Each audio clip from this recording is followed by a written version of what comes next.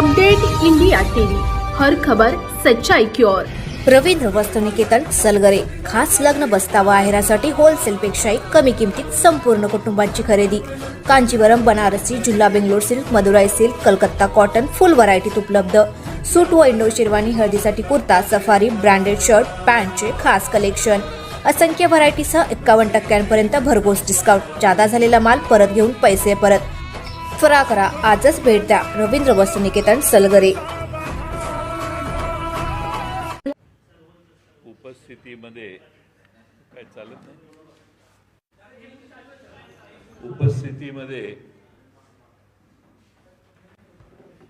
उपस्थितीमध्ये पक्ष कार्यालयात आजच नुकतीच बैठक झाली आणि या बैठकीमध्ये राष्ट्रवादी विधिमंडळ, राष्ट्रवादी काँग्रेस पक्षातील विधानसभेतील राष्ट्रवादी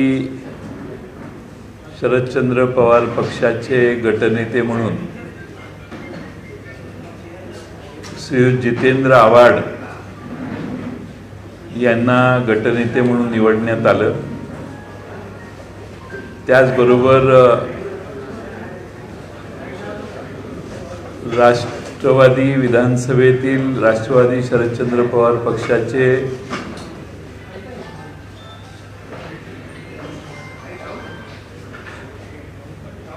मुख्य प्रतोद म्हणून रोहित आर पाटील यांची निवड करण्यात आली आणि त्यांना जोडून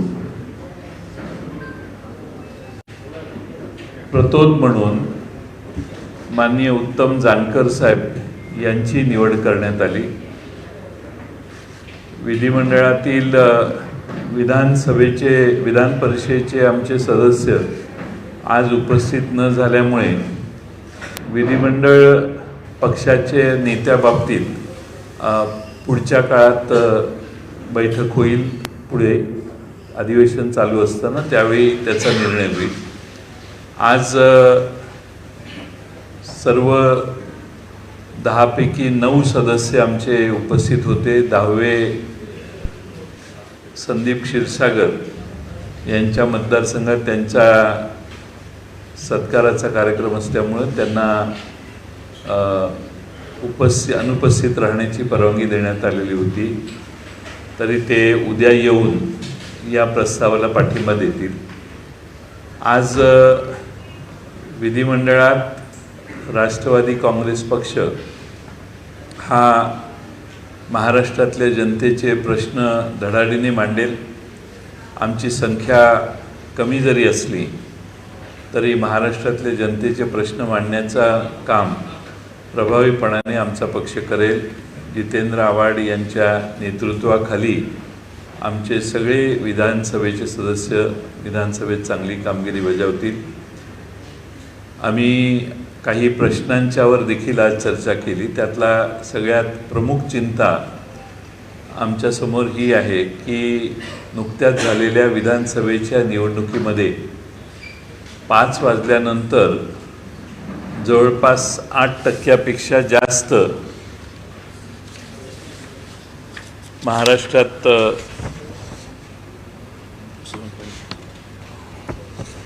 महाराष्ट्रामध्ये मतदान वाढलेलं आहे आणि मतदान झाल्यानंतर या ठिकाणी जर एवढ्या मोठ्या प्रमाणात जर मतदान वाढत असेल तर ही चिंतेची बाब आहे आणि त्यामुळं या बाबतीमध्ये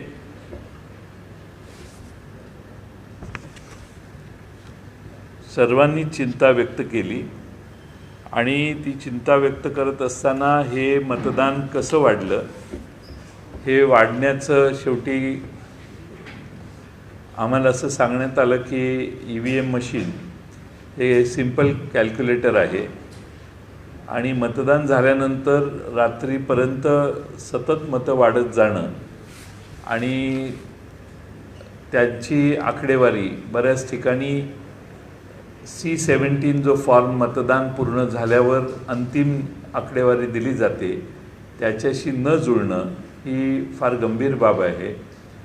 आमच्या या निवडून आलेल्या सदस्यापैकी श्रीयुत उत्तम जानकर यांनी त्यांच्या मतदारसंघात मरकडवाडी या ठिकाणी जनतेने, त्यांनी म्हणण्यापेक्षा जनतेने एकत्रित येऊन निर्णय घेतला आहे की असं होणार नाही. जे मतदान झालं आहे ते म्हणजे निवडून आलेले उत्तम जानकर साहेब यांच्या मतदारसंघात मरकडवाडीने ठरवलं की आपण पुन्हा मतदान करू. मंगळवारी ते मतदान दिवसभर होईल आणि आपल्या चॅनेलसमोर, मीडियासमोर त्याची मतमोजणी देखील होईल. त्यांचा गावातल्या लोकांचा असा दावा आहे की एवढी मतं विरोधात जाऊ शकत नाही.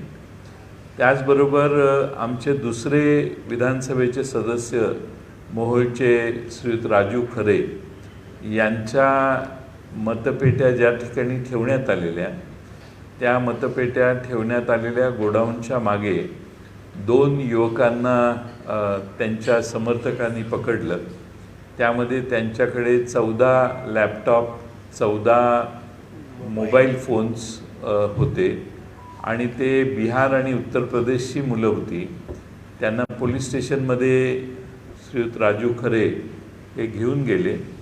पोलीस स्टेशनमध्ये गुन्हा नोंदवण्यात आला नाही. त्यांना फक्त त्या ठिकाणी डिटेन करून ठेवण्यात आलं आणि खरं म्हणजे रीतसर ही तक्रार नोंदवली पाहिजे होती की यांची हालचाल संशयास्पद आहे.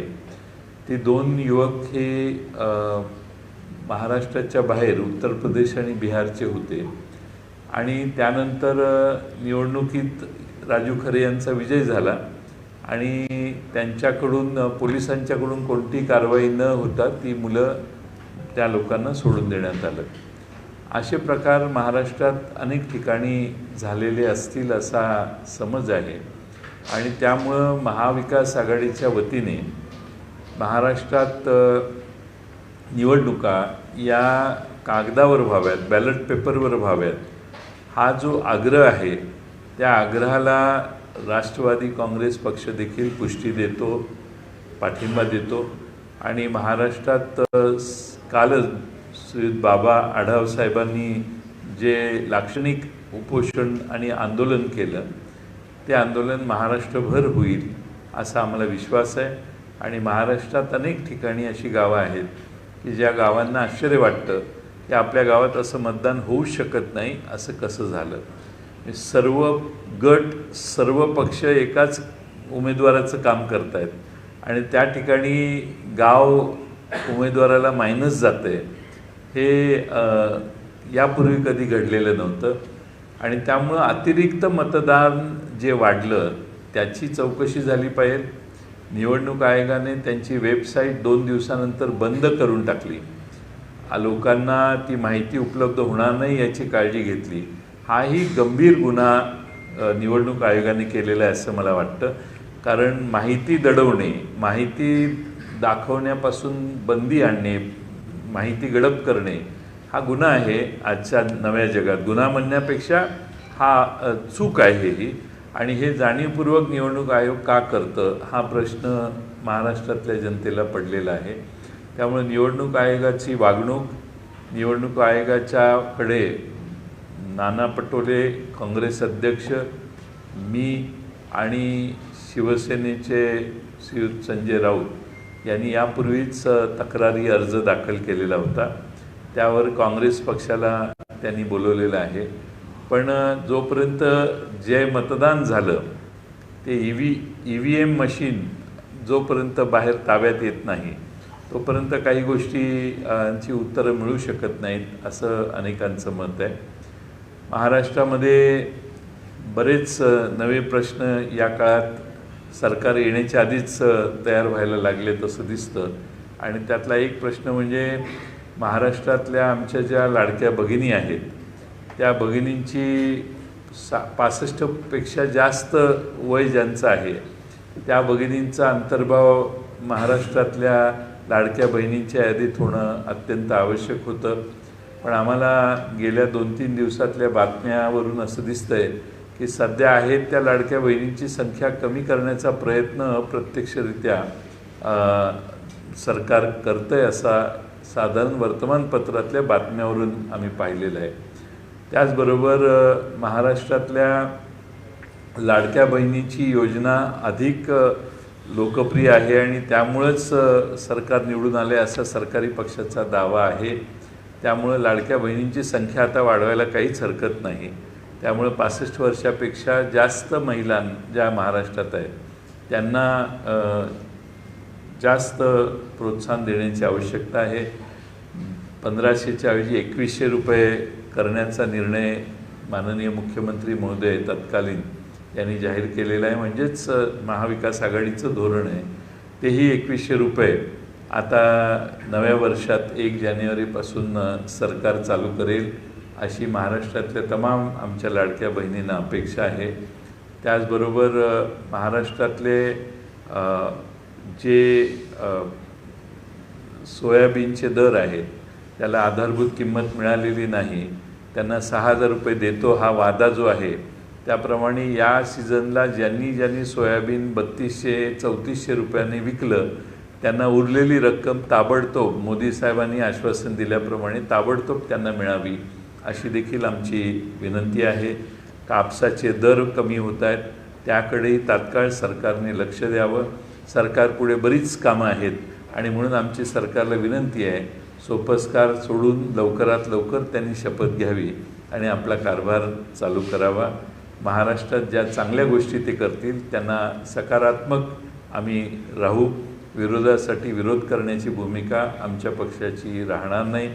जे चांगलं होईल, जे महाराष्ट्राच्या हिताचं होईल त्यांना पाठिंबा देण्याचं धोरण आम्ही सतत चांगल्या मुद्द्यांवर करू. परंतु महाराष्ट्राचं नुकसान होत असेल, महाराष्ट्रातनं उद्योग बाहेर जाण्याची जी परंपरा मागच्या 2.5 वर्षात महाराष्ट्रात निर्माण झाली ती खंडित करण्यासाठी काही पावलं उचलत असतील आणि महाराष्ट्रातल्या सुशिक्षित बेरोजगार लोकांना, युवकांना हाताला काम मिळत असेल आणि आमच्या आया बहिणींना महागाईने जर्जर पछाडलेलं आहे, ती महागाई कमी करण्यासाठी सरकार काही पावलं उचलत असेल आणि महाराष्ट्रात सरसकट कर्जमाफी करण्याची भूमिका जी सरकारने श्री देवेंद्र फडणवीस साहेबांनी जाहीर केलेली ती सरसकट माफी लवकरात लवकर सरकारने करावी एवढीच विनंती करतो.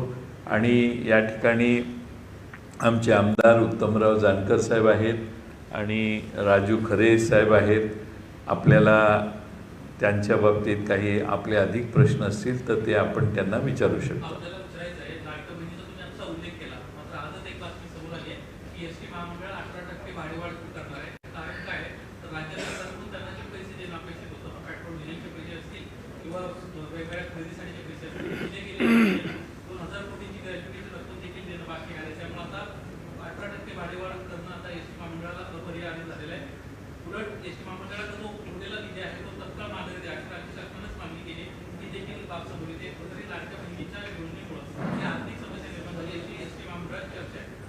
तुम्ही गैरसमज करून घेताय. राज्य सरकार श्रीमंत आहे, राज्य सरकारकडे भरपूर पैसे आहेत. एस.टी. महामंडळाला ताबडतोब शपथविधी झाल्यावर पहिला निर्णय होईल की एस.टी. महामंडळाला सर्वच्या सर्व पैसे दिले जातील.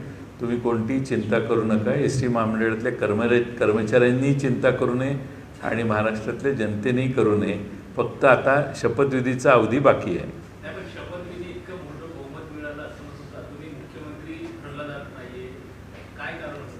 हे बघा, आमचा पराभव झाला आहे. आम्ही त्यांच्या कारणात जाणं लोकांनाही बरं वाटणार नाही. आम्ही त्याबद्दल काही कॉमेंट करू नये. त्यांनी 5 तारखेला शपथ घ्यावी, 15 तारखेला घ्यावी, नाही तर पुढच्या महिन्यात घ्यावी. ही फॅक्ट आहे की आमचा पराभव झाला आहे. त्यामुळं त्यांची शपथविधी का लांबतोय का नाही याविषयी मी तुम्हाला त्या दिवशी काल पुण्यातही सांगितलं. या आमची मेजॉरिटी आली असती तर आम्हाला 26 तारखेच्या आतच शपथविधी घ्यावा लागला असता, कारण राष्ट्रपती, राज्यपाल आणि न्यायालय हे आमच्या बाजूने उभा राहील का याच्याबद्दल अनेकांना शंका आहे. मला नाही आहे पण अनेकांना आहे. त्यामुळं महाराष्ट्रातल्या नियम इकडच्या बाजूला वेगळे, तिकडच्या बाजूला वेगळे, पण मला त्याबद्दलही काही म्हणायचं नाही. आमची संख्या मर्यादित आहे. महाराष्ट्रात महाविकास आघाडीचे आणि मित्रपक्षांचे म्हणून 57 आमदार निवडून आलेले आहेत. त्यामुळे महाराष्ट्रातल्या जनतेने भरभरून मतदान जर समोरच्या बाजूला केलं असेल आणि हे जे सध्याची मागणी EVMची आहे ती मागणी क्षणभर असं गरीब धरा की खोटी आहे, हे चुकीचं म्हणत आहेत सगळे. तर एवढ्या मोठ्या प्रमाणात जनतेने त्यांना प्रेम दिलेलं असेल तर जनतेच्या कुठल्याही मागण्यांना आता सरकार देवेंद्र फडणवीस मुख्यमंत्री होणार की नाही मला माहीत नाही, पण ते झाले तर त्यांना नो हा शब्द डिक्शनरीतनं वगळावा लागेल. परंतु सर लोकसभेमधला जो काही महायुतीचा पराभव झाला आणि तुम्हाला तुमच्या पार्ट्यात 31हून अधिक जास्त आमदार दिले त्यावेळेस तो निकाल तुम्हाला मान्य होता, परंतु आता विधानसभेला मात्र ही विपरीत परिस्थिती निर्माण झाली, हा निकाल मान्य नाही असा आरोप सत्ताधारी लावतो. चांगला प्रश्न आहे हा. लोकसभेला निर्णय झाल्यानंतर महाराष्ट्राच्या आधी हरियाणा आणि जम्मू काश्मीरची निवडणूक झाली. हरियाणाला 100% विजय होईल असं वाटत असताना तिथं पराभव झाला. महाराष्ट्रात आणि झारखंडमध्ये महाराष्ट्रात आमचा पराभव झाला. आम्हाला खात्री होती की आमचाच विजय होईल. आम्हालाच नव्हे तर महाराष्ट्रातल्या वेगवेगळ्या भागातल्या जनतेला देखील हा निर्णय मान्य नाही. आता आपण जे म्हणताय की आम्हाला आत्ता वाईट वाटायला लागलेलं आहे कारण आमचा पराभव झाला, तर मरकडवाडीला उद्याच 30 लोक जनतेतनं मतदान करणार आहेत. त्यावेळी मरकडवाडीचा निकाल काय येतो आहे त्यामध्येही आपल्याला थोडंसं कळेल. आणि राजू खरेंच्यासारखे प्रसंग अनेक ठिकाणी झालेले आहेत. पोलिसांनी त्यांचीच तक्रार घेतलेली नाही, त्यांनी त्यांच्या समर्थकांनी पकडलेली लोक की त्या ठिकाणी पोलीस केसच रजिस्टर झाली नाही. तर त्यामुळं या अशा गोष्टी घडल्यामुळं आम्ही म्हणतोय. आणि एक उमेदवार म्हणजे 1.5 लाखाने विजयी झालेले आहेत आणि त्यांचे पूर्वज हे 30 आणि 35 हजारांना पण निवडून आलेले नव्हते. म्हणजे लीड काही लोकांचे लीड 30,000चे 1.5 लाख झालेले आहेत. त्यामुळं लोकांचा विश्वास बसत नाही. आमचा काही प्रश्न नाही, लोकांचाच विश्वास बसत नाही आणि हे गणित महाराष्ट्रातल्या जनतेला पटत नाही. हरियाणामध्ये जे राईट झालं आणि महाराष्ट्रामध्ये जे राईट झालं ते इतिहासात पहिल्यांदा झालं. दुसरं महत्त्वाचं की हरियाणामध्ये मी तेच बघत होतो, हरियाणामध्ये मतदान संपल्यानंतर मतदारांची संख्या वाढवण्यात आली आणि हे जे प्रभाकर परकाला आहेत त्यांनीच ही माहिती दिलेली. आणि करण थापर यांनी वायरवर त्यांचा इंटरव्ह्यू घेतलेला. त्यात आता महाराष्ट्रात जशी 8% मतं वाढली तशी हरियाणामध्ये 6.7% मतं वाढली. त्यामुळं आम्हाला शंका आहे.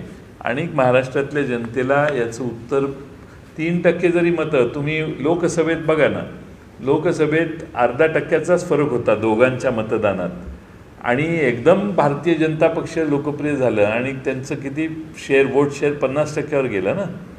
हे अनकलनीय आहे. मी म्हणतो 2-3% मागं पुढं. त्यामुळं हे जे ॲडिशनल मतदान झालं ते कुठं गेलं याचा शोध लागला पाहिजे. 5 लाख आणि 47 लाख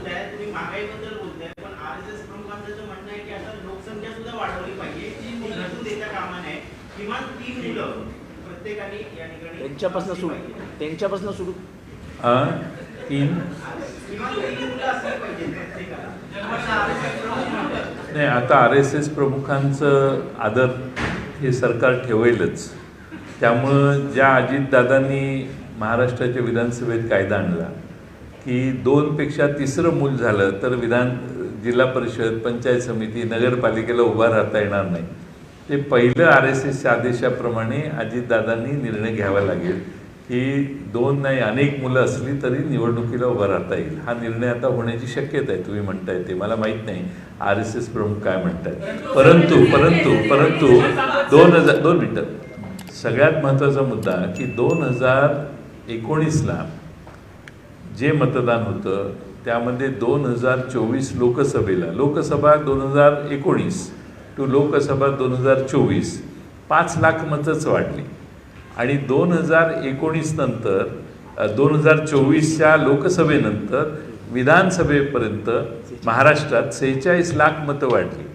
म्हणजे फॅमिली प्लॅनिंग वगैरे सगळं मोडून या जनरेशनने 18 वर्षापूर्वी जे उपद्व्याप झाले त्याचा 46 लाख लोकसंख्या वाढली असं त्याचा अर्थ होतो. 46 लाख मतदान वाढले कसे हा प्रश्न आहे ना. लोकसभेनंतर ॲडिशनल मतं आली. मतदार यादीत घोळ आहे, त्यासाठी आम्ही तक्रार यापूर्वी केलेली आहे. मतदार यादीमध्ये 10, 15, 20, 30,000 मतं वाढवण्यात आलेली आहेत, असंही आमच्या निदर्शनाला आलं आहे.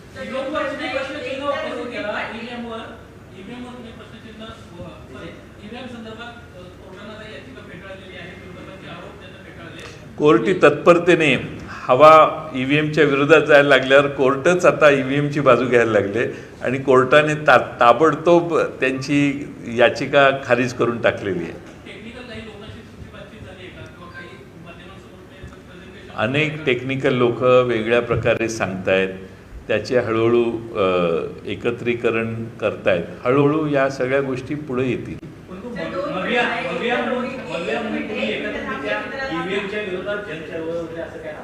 होणार आहे ना, होईल ना. काल उद्धवजींनी पुण्यामध्ये बाबा आढावांच्या तिथं भाषण करतानाच सांगितलं, त्याप्रमाणे होईल. सर, दोन प्रश्न आहेत. एक तर पहिला प्रश्न की दिलीप पाटील यांची पहिल्यांदाच जिंकून येतात, काय महत्त्वाचे मुद्दे राहिले की त्यांना एवढी मोठी जबाबदारी की देण्यात आली आहे? आणि दुसरा प्रश्न की मरकटवाडीमध्ये जो प्रयोग आता उद्या केला जाणार आहे, हा प्रयोग करून साध्य काय होईल? मरकटवाडीमध्ये आम्ही प्रयोग करत नाही, गाव प्रयोग करते. आमचा काही संबंध नाही. गावानेच ठरवलं की हे शक्य नाही आणि हे असं कसं झालं म्हणून गाव करते. आता गावाने निर्णय केल्यानंतर समजा त्या मूळ झालेल्या मतदानात आणि याच्यात बराच फरक आला तर त्याचा अर्थ असा होईल की गावोगावी हेच झालेलं आहे आणि गावातला असंतोष चव्हाट्यावर मांडण्याचं काम मरकटवाडी महाराष्ट्रात करेल. त्यामुळे साध्य अनेक गोष्टीत आता आम्हाला माहिती आहे की निकाल लागला आहे, सर्टिफिकेट घेऊन लोक उद्या शपथी सभागृहात घेतील, परंतु महाराष्ट्राच्या मनात ज्या गोष्टी आहेत त्या व्यक्त होत आहेत आणि हे पहिल्यांदा भारतात घडतं की लोक स्पष्टपणानं सांगत आहेत. एक, रोहित पवार हे आराराबांचे चिरंजीव आहेत, रोहित पाटील, आणि रोहित पाटील हे अतिशय प्रभावीपणानं काम करतील असा आम्हाला विश्वास आहे. आणि संसदेमध्ये विधिमंडळामध्ये आराराबांनी चांगलं काम केलेलं. आमचे जे सगळे उमेदवार आहेत त्यात मी, जितेंद्र आव्हाडजी, नारायण आबा आणि रोहित पवार हे मला वाटतं आम्ही चौघेच रिपीट झालेले आहोत आणि पहिल्यांदा निवडून आलेले सर्व उरलेले आहेत. आणि मला वाटतं की आम्ही ही मुद्दामून तरुणाला जबाबदारी दिली आहे, पण त्यांना मार्गदर्शन करायला उत्तमराव जानकर पण त्यात बरोबर त्यांच्या काम करतील. झारखंडमध्ये ताई 1% मतं वाढली, जम्मू काश्मीरमध्ये पण 1% वाढली. झारखंडमध्ये पण 1% काँग्रेस जाऊन भेटतंय ना त्यांना, त्यामध्ये काँग्रेसला काय रिस्पॉन्स येतोय बघून त्यानंतर आम्ही पण आवश्यकता वाटली तर जाऊ.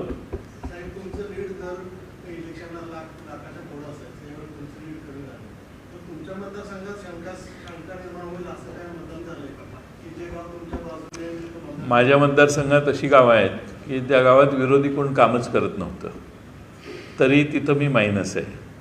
गावात 2 पार्ट्या आहेत, दोन्ही पार्ट्या माझं काम करत होत्या. 3 पार्ट्या आहेत, तिन्ही पार्ट्या माझ्यात काम करत होत्या. 4 पार्ट्या आहेत, त्यातली 4थी पार्टी माझ्यात प्रवेश केलेली आहे. अशा गावात ती 700 मतं मायनस आहेत. त्यामुळे लोकांना थोडंसं आश्चर्य वाटते, लोकांना शंका वाटते आणि त्यामुळं लोक अस्वस्थ होती. मला बरेच कार्यकर्ते आमचे भेटले, पण ठीक आहे. आता शेवटी ज्या ठिकाणी आमचे निवडून आलेले उमेदवारच तुम्हाला सांगतायत, राजू खरे आणि उत्तम जानकर साहेब, तर त्यामुळं अनेक गावात, माझ्याच मतदारसंघात नाही पण बऱ्याच गावात ही परिस्थिती आहे. साधारणपणे आम्ही सर्व मतदारसंघात सर्वे केलेले, सर्वे एकदा नाही केलेले, कन्सिस्टंटली 4 वेळा केले. आणि काही ठिकाणी आम्ही एक्झिट पोल पण कंडक्ट केला. तर त्याचे जे आकडेवारी आहे ती जर बघितली तर त्यामध्ये लोकसभेला एकाही असेंब्ली सेगमेंटमध्ये आमच्या चुका झाल्या नव्हत्या, नॉट अ सिंगल %. पण आता प्रचंड सर्वे वेगळा आहे आणि मतदान वेगळं आहे. त्यामुळं अगदी लाडक्या बहिणीचा परिणाम असेल तर जवळपास 28 ते 30% बहिणींना आम्ही विचारलेले त्यांचे ओपिनियन, तरी देखील फरक आहेत. आणि हमखास निवडून येणाऱ्या ज्या जागा होत्या आमच्या, त्या जवळपास 42-43 जागा होत्या. त्यावरून आम्ही एकदम 10वर आलो ना. त्यामुळे जरा हा आश्चर्य वाटतं की जे पडणार होते ते निवडून आले आणि जे निवडून येणार होते ते पडले. सर, पराभवानंतर खरं तर मौर्या नेत्यांच्या अनेक चौकशा ज्या आहेत त्या लागताना पाहायला मिळतात. सोलापूर जिल्हा बँकेच्या संदर्भात देखील तशाच पद्धतीची एक चौकशी जी आहे ती लागते मोहिते पाटलांच्या विरोधात वगैरे. काय सांगाल? कारण की मोहिते पाटलांनी स्वतःच्या मतदारसंघामध्ये तरी चांगल्या प्रकारे गड राखलेला होता 4 आमदार. एवढा प्रचंड विजय युतीला मिळालेला असल्यामुळं आकस ठेवून किंवा बदल्याची भावना घेऊन किंवा जुन्या केसेस उलगडून त्यांच्या मागे लागण्याचं काम किमान देवेंद्र फडणवीस करतील असं मला वाटत नाही आणि ते करणार नाहीत अशी आमची अपेक्षा आहे. शेवटी राजकारणात माणसांना मतं व्यक्त करण्याचं स्वातंत्र्य असतं. राजकीय भूमिका वेगळी आणि सहकारातल्या कामकाजाची भूमिका वेगळी असते आणि त्यामुळं एवढा प्रचंड विजय मिळवल्यावर मला वाटत नाही की देवेंद्र फडणवीस लहान मन दाखवतील आणि कुणाच्या चौकशा करतील आणि चालू असतील तर त्याही चौकशा ते थांबवतील असा मला विश्वास आहे. चांगली चर्चा आहे. काही होऊ शकतं ना. आमचे रिझल्ट बघितल्यावर आमचा ह्याच्यावर आता विश्वास आहे की काही होऊ शकतं देशात.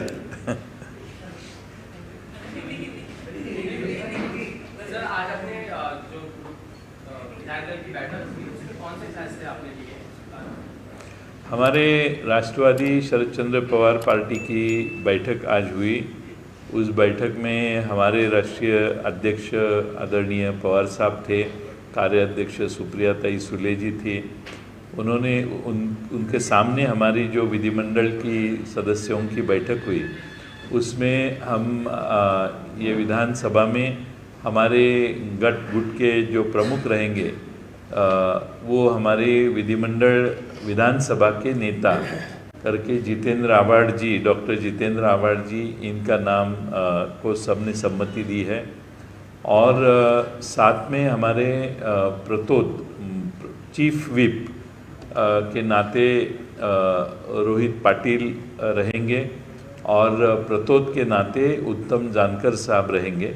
और हमें पूरा यकीन है कि ये हमारी टीम बहुत अच्छी तरह से लोगों के सवालों को सामने रख के महाराष्ट्र की विधानसभा में काम करेंगे.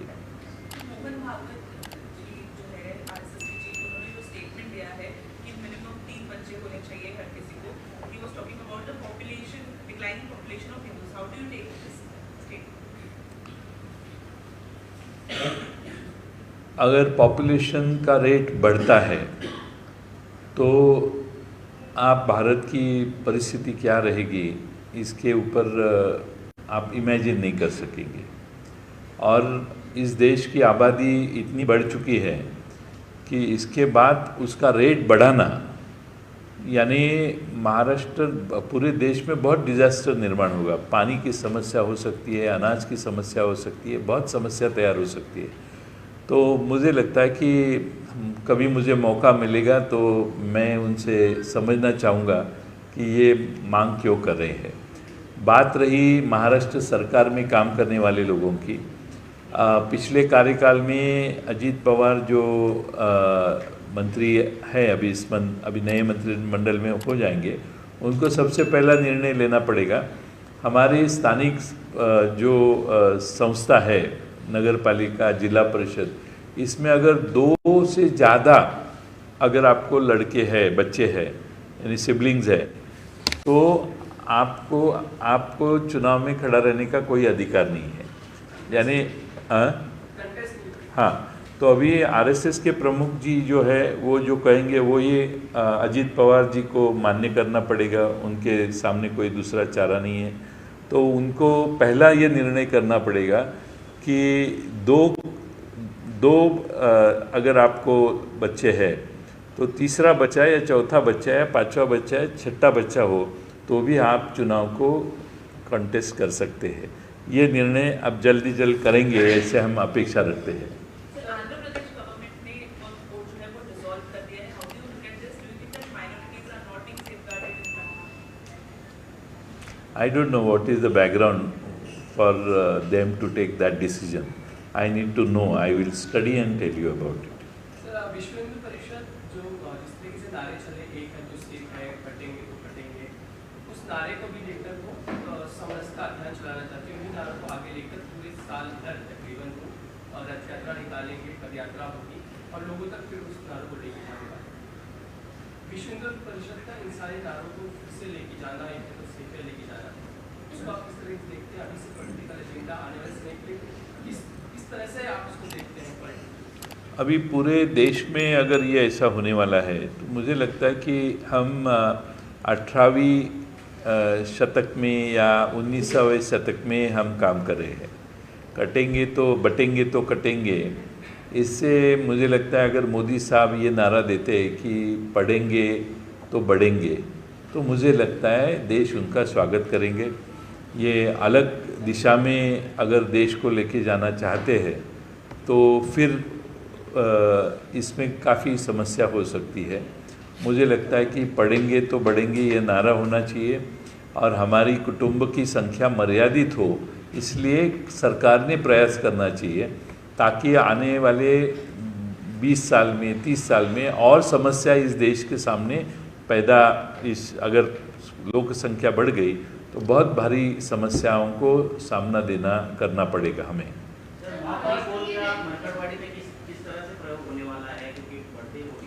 मरकड़वाड़ी ये गांव मालछिरस तालुका में है, वहाँ हमारे उम्मीदवार चुन के आए हैं, लेकिन गांव के लोग कह रहे हैं कि ये हमें मंजूर नहीं है, इतने कम वोट हमारे कैंडिडेट को हो ही नहीं सकते। इसलिए गांव ने ऐलान किया है कि मंगलवार को परसों उनके गांव में वोटिंग होगी, बैलेट पे होगी। बैलेट पे वोटिंग जो होगी उसकी काउंटिंग सबके सामने, मीडिया के सामने होगी और वो जो निर्णय होगा वो सामने रखेंगे वो लोगों के। उनका प्रयास ये है कि जो महाराष्ट्र में अभी वोटिंग परसेंटेज बढ़ गया, यानी 8% से महाराष्ट्र में 5 बजे के बाद में नंबर ऑफ़ वोट्स बढ़ गए, या तो ये जो शंका निर्माण हुई है लोगों में, हमारे यहाँ राजू खरे नाम के हमारे दूसरे विधायक हैं, उनके जो काउंटिंग ईवीएम मशीन थे उस गोडाउन के पीछे 2 लोग उन्होंने रात को 3:30 बजे उनको लोगों ने पकड़ा। उनके पास 14 लैपटॉप थे, 14 मोबाइल फ़ोन्स थे और उनको पुलिस के हवाले कर दिया। तो पुलिस ने कोई कार्रवाई नहीं की, पुलिस ने से सादी एफआईआर भी दर्ज नहीं की और बाद में काउंटिंग होने के बाद उनको छोड़ा गया। तो ये बच गए, ऐसा लोग कहते हैं कि अगर उनका कार्य पूरा होता तो ये भी गिर जाते। तो इसका मतलब ये है कि ऐसी हेराफेरी अनेक मतदार संघ में हुई होगी, ऐसा एक शक लोगों में है।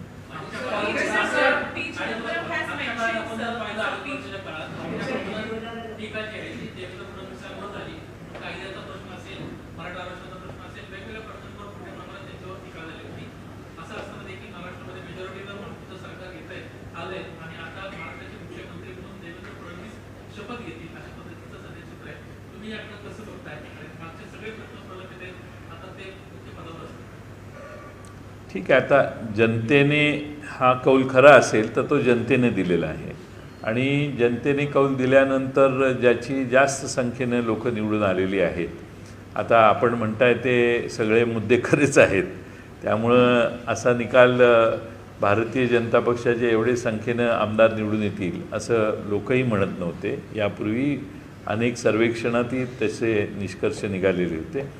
अगदी आपण बॅलेट बॉक्स पोस्टाची मतं जी आहेत, ती पोस्टाची मतं जर बघितली तर भारतीय जनता पक्ष महाराष्ट्रात 84 जागांवर पोस्टाच्या मतांमध्ये पुढं होते आणि निवडून आले 132। एकनाथ शिंदे साहेबांचे देखील मला वाटतं असेच 29 का काहीतरी उमेदवार पोस्टात पुढे होते, पण निवडून आले 57.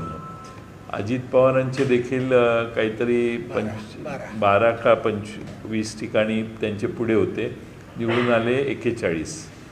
या उलट शिवसेना उद्धव ठाकरे पक्षाचे जवळपास 58 ठिकाणी पुढे होते, निवडून आले 20.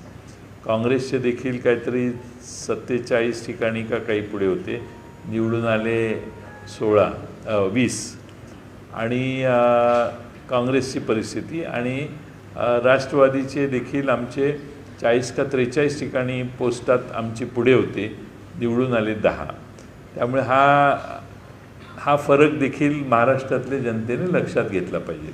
सर, गुलाबराव पाटील म्हणतात की अजित पवारांना जर सोबत घेतलं नसतं तर आमचे देखील अर्थात शिंदेचे देखील 100हून अधिक आमदार जे आहेत त्या निवडणुकीत निवडून आले असते, असं त्यांनी सूचक विधान. गुलाबराव पाटील बऱ्याच वेळेला खरं बोलतात. सर, पी चिदम्बरम ने एडमिट किया है कि एक है तो सेफ है जो नैरेटिव था वो काम किया महाराष्ट्र में. आप कैसे देखते हैं इस चीज़ को कि आपको लगता है कि जो नारे दिए गए थे वो वर्क किए महाराष्ट्र में? नहीं, अलग अलग चीज़ों के कारण भी हो सकते हैं. जैसे लाडकी बहन बोलते हैं लोग, और सरकार ने जो नई घोषणा की है, और बाद में ये पोलराइजेशन ऑफ वोट्स, लेकिन इतना फ़र्क नहीं पड़ सकता क्योंकि ये प्रयास भाजपा ने पहले भी किया है, लेकिन इतना फ़र्क हमें नहीं लगता पड़ सकता है. हम समझ सकते हैं कि उनकी मेजॉरिटी आई है, 160 170 चुन के आए, लेकिन 230 तक जाने का कोई, यानी जो चुन के आए उनको भी विश्वास नहीं लगता है कि हम चुन के आए. ये सबसे बड़ी समस्या है. कुछ जो चुन के आए उम्मीदवार है वो उन्होंने मुझे कहा, अभिनंदन किया, तो वो बोले थैंक यू, लेकिन हमें मालूम नहीं इतना कैसे वोट मिले. यानी आज की मीटिंग में आप लोगों ने विरोध में भी एजेंडा रखा हुआ है, खासकर जो आप कह रहे हैं कि ईवीएम का कैलकुलेट नहीं, हमने चिंता जताई है कि 5 बजे के बाद में शाम तक 8% वोट कैसे बढ़ गए, वो उनका अकाउंटिंग ही नहीं है. और ये जो हमारी वेबसाइट है चुनाव आयोग की, वो भी बंद की गई. तो इसका मतलब यह है कि कुछ हाइड करने का प्रयास इलेक्शन कमीशन कर रहा है. फॉर्म 17C के आंकड़े 17C के कई आंकड़े, अभी यहाँ पे डोंबिवली कॉन्स्टिट्यूंसी में 23 जगह 17C के आंकड़े और एक्चुअल वोटिंग जो काउंट हुआ वो नहीं मिलते. ऐसे बहुत महाराष्ट्र में कॉन्स्टिट्यूंसीज हैं. तो आपको किसी का डेमोन्स्ट्रेशन किसी ने करके दिखाया हो ईवीएम की अनियमितता को लेकर? ऐसे आप सबके सामने वो व्हाट्सएप पे घूम रहे अलग अलग तरह से डेमोन्स्ट्रेशन हो रहा है पूरे देश में. और मुझे लगता है कि ईवीएम की जगह बैलेट पे अगर वोटिंग लाया जाए तो मुझे लगता है कि सब में विश्वासार्हता निर्माण होगी. अगर लोगों का विश्वास ही नहीं है ये सिस्टम पे, तो वोटिंग परसेंटेज भी कम हो जाएगा. आगे हम कैंपेन करते हैं कि ज़्यादा से ज़्यादा लोग वोट करने को आइए, लेकिन अगर वोट जिसको दिया है वो कहाँ जाता है वोट ये समझता नहीं है, उसमें शंका निर्माण होती है, तो लोग वोटिंग करने को भी कम आएंगे और चुनाव लड़ने को भी कम आएंगे. क्या राष्ट्रीय स्तर पर इस तरह के आंदोलन को शुरू करने की कोई अभी से शुरुआत भाजपा या पहल? मुझे मालूम नहीं है राष्ट्रीय स्तर पे क्या होगा, लेकिन महाराष्ट्र में अलग अलग पार्टियां अभी आगे आ रही है और इसके ऊपर आंदोलन छेड़ने की बात कर रही है. शायद सब इकट्ठा बैठ के आंदोलन हो सकता है. सरकार का 5 तारीख को शपथ ग्रहण होगा, शपथ ग्रहण समारोह. सरकार के साथ आप मिलकर चलने की होगी या फिर विरोध की भूमिका होगी? क्योंकि सरकार ने कई सारी उन्होंने अपने एजेंडा में रखा हुआ है, लाडली बहना पैसे बढ़ा देने का मामला हो, किसानों का मामला. जो अच्छे मुद्दे हैं उसको हम विरोध नहीं करेंगे, लेकिन अगर कहीं जो अभी बेनिफिशरीज़ है, लाडली बहन के बेनिफिशरीज़ है, उनकी संख्या कम करने का कोई प्रयास करे तो हमें रास्ते पे उतरना पड़ेगा. और नियम भी बदले जाने नियम बदलने की कोई दूसरी फिल्टर लगाने की कोशिश हुई तो वो लाड़की बहन को फंसाने का आरोप भी हो सकता है उनके ऊपर। तो मुझे लगता है ये अभी बहुत बड़ी वोट, इतने वोट मिले इनको, तो मुझे लगता है कि उन्होंने ऐसे कोई करना नहीं चाहिए।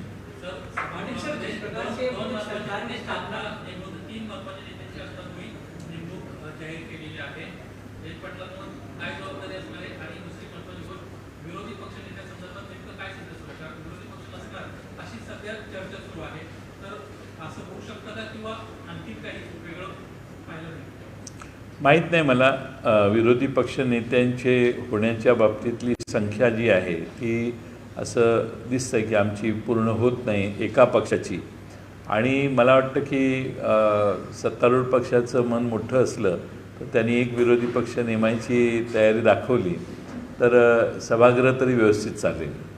आणि राहता राहिला प्रश्न माझा, मी आहे तिथंच आहे।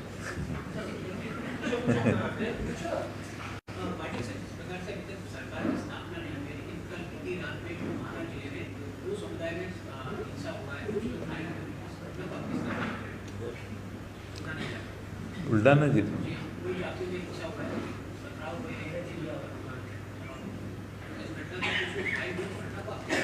नहीं, मुझे मालूम नहीं एग्जैक्टली क्या हुआ। हमारे बुल्ढाना के कोई कार्यकर्ता ने फ़ोन करके कुछ बताया नहीं, मैं ये जानकारी ले लूँगा और बाद में इसके ऊपर बोलूँगा।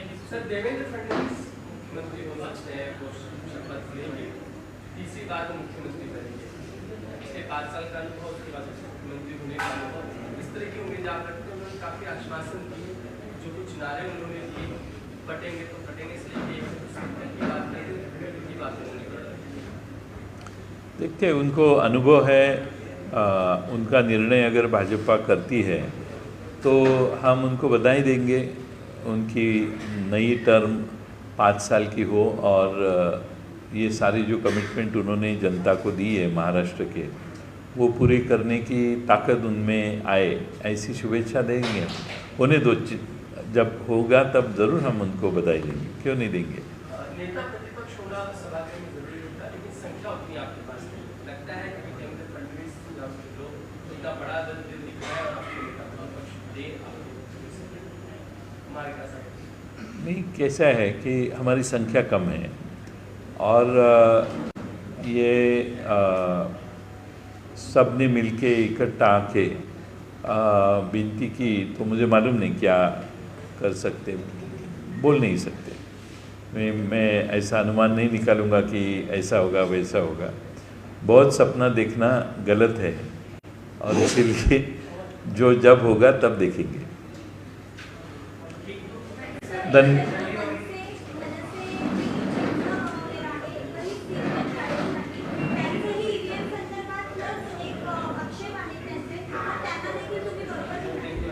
आम्हाला लोकशाही वाचवण्यासाठी ज्यांना ज्यांना या EVMच्या बद्दल, वापराबद्दल, निवडणूक आयोगाच्या वर्तणुकीबद्दल, निवडणूक आयोगाने केलेल्या निर्णयांबद्दल, निवडणूक आयोगाने ज्या पद्धतीनं इलेक्शन आचारसंहिता नावाची जी गोष्ट असते, ती आचारसंहिता नावाची गोष्ट अस्तित्वातच नव्हती।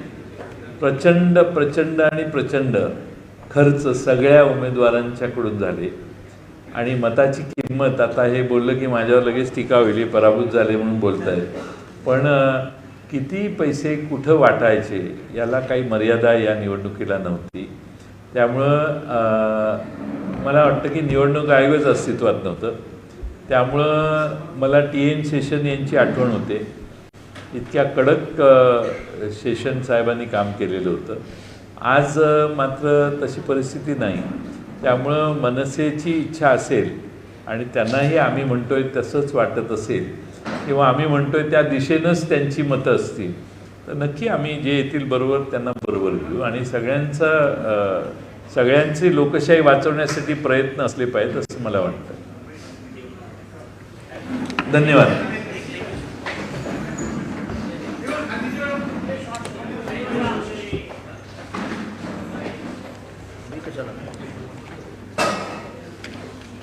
तुम्ही गेले का? मरकडवाडी गेली?